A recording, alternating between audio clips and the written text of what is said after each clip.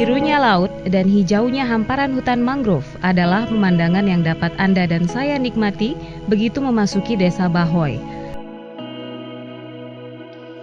Desa ini merupakan desa kecil di wilayah pesisir Sulawesi Utara, termasuk ke dalam wilayah administratif Kabupaten Minahasa Utara, Kecamatan Likupang Barat. Mengenal Desa Bahoy tentu tak luput dari pernak-pernik tentang mangrove. Pada tahun 1960-an, mangrove di wilayah Likupang, Minahasa Utara, termasuk di Desa Bahoy, tumbuh lebat. Namun untuk mempertahankan hidup, masyarakat daerah pesisir membabat hutan bakau untuk pembangunan rumah, kayu bakar, dan sebagainya. Selang 40 tahun kemudian, barulah ada upaya perbaikan atau konservasi mangrove dijalankan. Tepatnya pada tahun 2012, sejumlah 18 desa di Likupang Barat diwajibkan menyelamatkan hutan bakau dengan menyisihkan 5 hektar lahan konservasi setiap desa, termasuk di Desa Bahoy.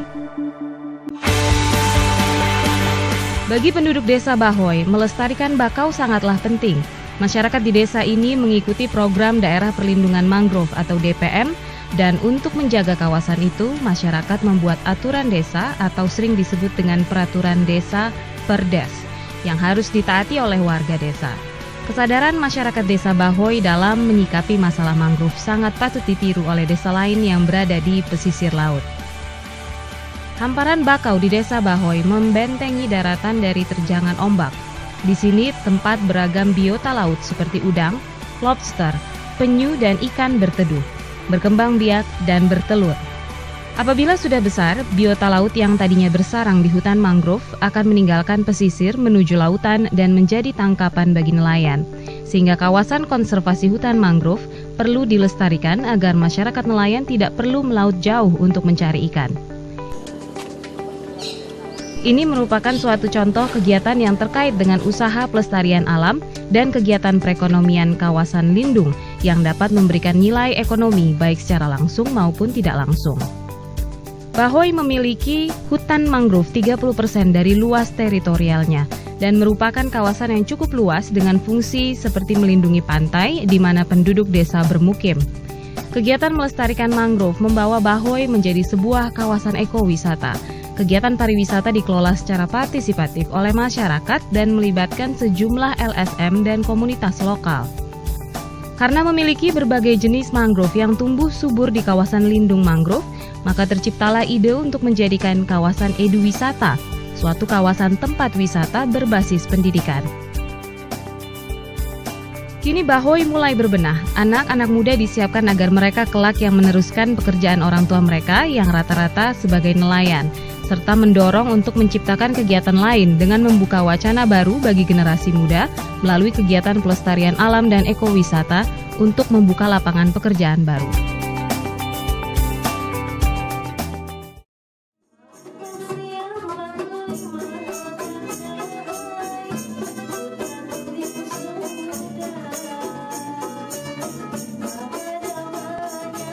Indonesia kaya dengan keragaman seni, seperti seni musik panting yang ada di Kalimantan Selatan. Ini adalah musik khas daerah di tanah Borneo yang biasanya kental mengiringi lagu-lagu berbahasa Banjar. Salah satu alat musik yang digunakan adalah gitar panting. Seperti gitar tradisional lain di Indonesia, gitar panting Kalimantan Selatan berukuran lebih kecil dibanding ukuran gitar umumnya yang dikenal masyarakat. Gitar panting punya keistimewaan karena biasanya dibuat dari batang kayu yang utuh, sehingga keseluruhan badan dan gagang gitar panting menyatu tanpa ada sambungan.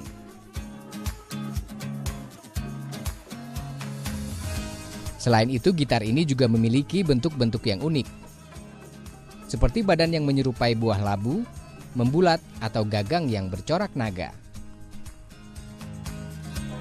Musik panting masih terus bertahan di tengah hantaman musik-musik modern.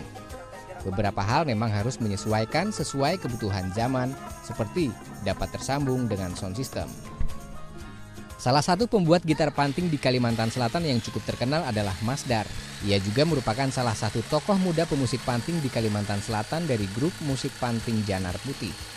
Ia memproduksi alat musik tradisional panting bersama sejumlah rekannya pada waktu senggang, seperti di akhir pekan.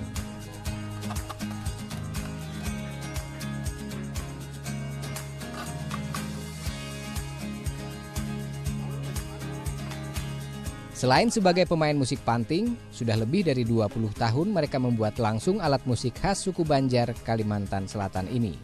Kita menekuni usaha panting ini sejak tahun 96. Jadi dulunya kita kan cuma untuk kalangan aja memproduksi. Jadi ternyata ada minat, banyak orang yang ada yang mesan, ada lihat-lihat kan. Terus tuh kita buat lebih banyak lagi. Di luar daerah seperti Surabaya, Jakarta kan sering dia menggunakan panting, tapi di sana disebutnya gambus. Kalau kita di Banjar sini namanya panting. Sebenarnya sama bentuk dan steamannya itu sama, cuma beda sedikit karena ukuran gambus lebih besar, panting lebih kecil. Jadi dia memesan ukurannya ditentukan seperti ini, misalnya ada yang sedikit besar lah. Jadi hampir mirip dengan gambus Arab. Sisa kayu gelondongan berukuran sekitar 1 meter dan tebal lebih dari 50 cm menjadi bahan utama membuat gitar panting. Jenis kayu dari pohon nangka atau pohon meranti sering dipakai sebagai bahan karena kualitasnya yang baik. Diawali dengan membuat pola atau gambar dari bentuk dasar panting, kemudian gelondongan kayu dibelah mengikuti bentuk pola.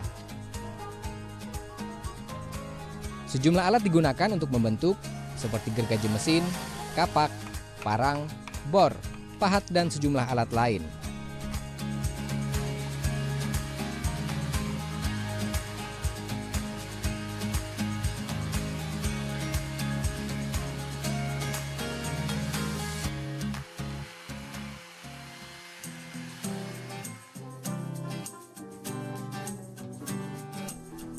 Perlu waktu beberapa hari untuk proses pembuatan panting, termasuk pemasangan senar atau dawai panting serta penyesuaian nada.